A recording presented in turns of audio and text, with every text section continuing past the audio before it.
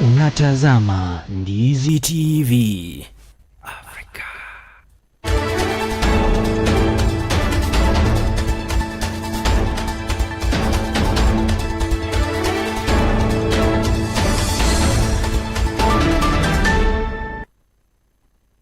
Naam, shukrani sana mpenzi mtazamaji wa runinga ya Ndizi TV Afrika kwa wakati wako, na karibu tena tunaposonga mbele.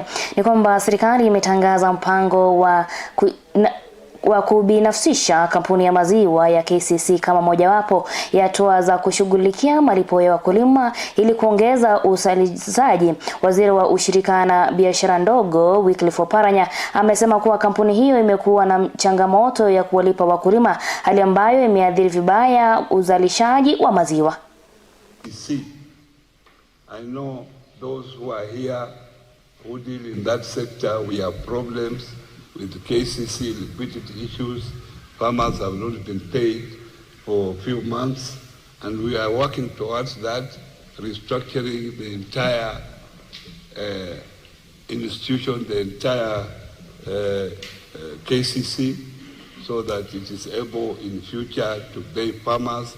In the long run, we are looking at privatizing it so that it becomes efficient as a private company. Minister, the highest number of returns we have quoted is 4,900 against an estimated number of registered cooperatives around 30,000. We are saying around 25,000 cooperatives no longer exist. They have not done their returns, they just registered, they fizzled out. We have a project to clean out our register.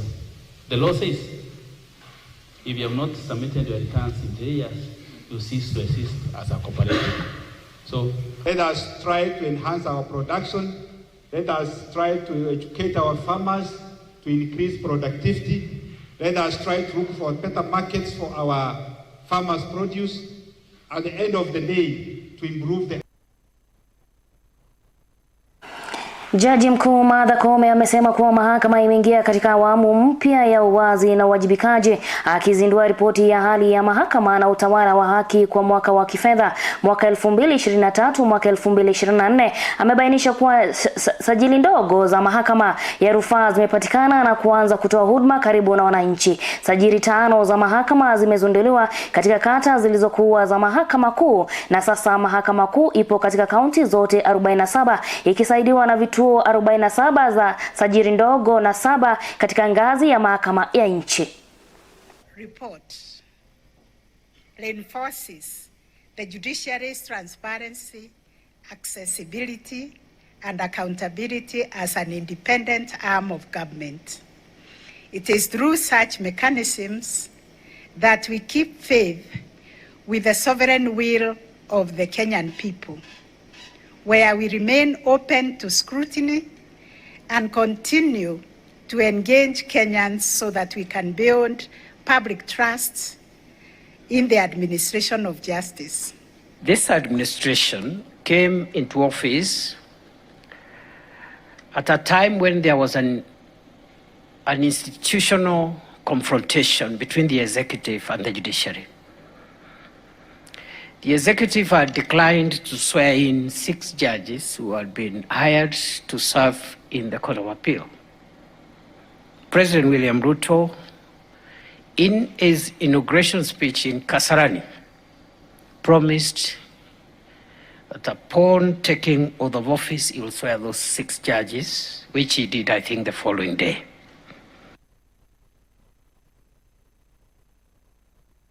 Na tukielekea kaunti ya Migori, ni kwamba mbunge wa Suna Magharibi Peter Marasa ameongeza uzinduzi wa kambi mpya za miadara katika bewa la chuo kikuu cha Rongo mjini Migori, akieleza kuwa mradi huo wa shilingi milioni 15 ulibuniwa kupitia ushirikishwaji wa umma, utaimarisha upatikanaji wa elimu ya juu na kuchochea ukuaji wa uchumi wa kaunti ya Migori, huku akiwataka viongozi wa ODM kuunga mkono ajenda ya maendeleo ya serikali licha ya upinzani unaoibuka. Mwandishi wetu Lena Kusodede anatuarifu kwa kina.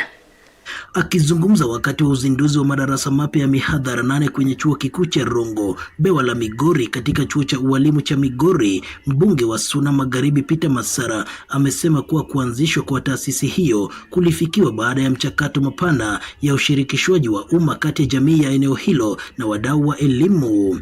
When this petition was taken to Nairobi, it followed the right channel. It went up to Parliament. I took it over as an area member of Parliament because this thing fall under my jurisdiction to take it to the next level. So after all the processes, the board passed, they wrote a letter to Rongo University, and then they have a MOU. There's a MOU between Rongo University and Migori Teachers College, even witnessed by Minister of Education representative in Migori on how to run the Rongo University Migori Learning Center. Since there was constraint of space, because the college is also developing, there are many more students coming in because of the diploma courses they are now offering. We sat and we did a public participation. So the NGCDF in this financial year, last financial year actually, we allocated this project 12.5 million, but the actual cost was supposed to be 15. But because of constraint of resources, we have given this financial year 2.5. It will be 15 million. Now this will do the wiring, the ceiling board and the tiling. Amebainisha kuwa mradi huo wenye thamani ya shilingi milioni 15 utaongeza urahisi wa upatikanaji wa elimu ya juu kwa wakazi wa eneo hilo sambamba na kuchangia katika kukuza uchumi wa kaunti ya Migori. I want request the community around Migori to bring their students to this learning center because we have all the professionals. This is going to be the this is the second semester, and we are almost having 100 students, which is a good gesture. I believe by the third semester, which will run from January, we are going to receive more students. It is very cheap to bring students here because the accommodation takes most of the cost of running or educating a child at the university level.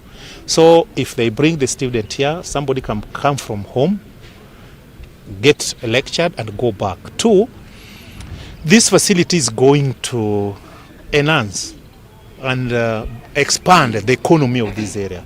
When we have over 2,000 or 3,000 students within the town, they look for accommodation, they'll be eating, they'll be buying clothes, they'll be doing photocopies. Aidha, amewakosoa wale wanaopinga kuanzishwa kwa taasisi hiyo ya elimu ndani ya mji wa Migori, akisisitiza kuwa bewa hilo ya mji wa Migori lazima iendelee kukua na kupanua matawi yake. Lack of information can make you to complain or blame a project. But this project is not going to kill the TTC.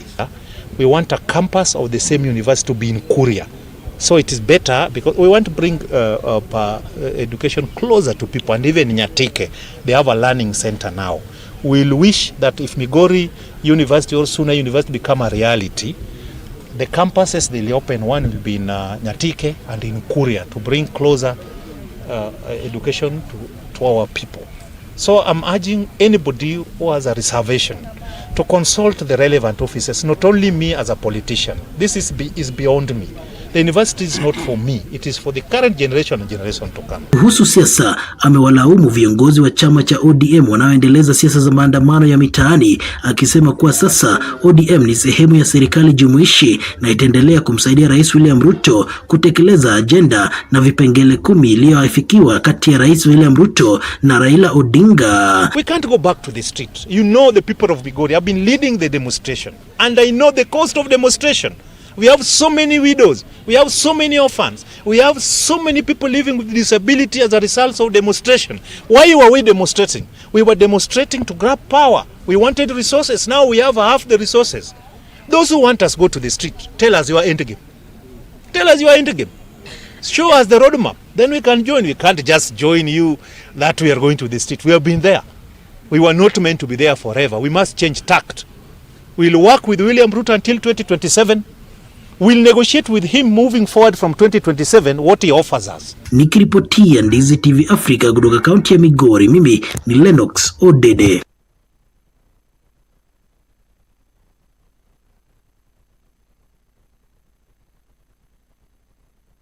Naam. Shukran sana Lennox Odede kwa taarifa hiyo kuntu. Na basi mpenzi mtazamaji, kufikia hapo ndipo ninafika kikomo katika Wimbi la Ijumaa. Na tunapofunga ukurasa wa leo, tukumbuke kwamba maisha ni safari yenye njia zisizoeleweka kila wakati, lakini kila hatua tunaopiga, iwe ndogo au kubwa, ubeba maana inayotuongoza katika mwanga wa kesho.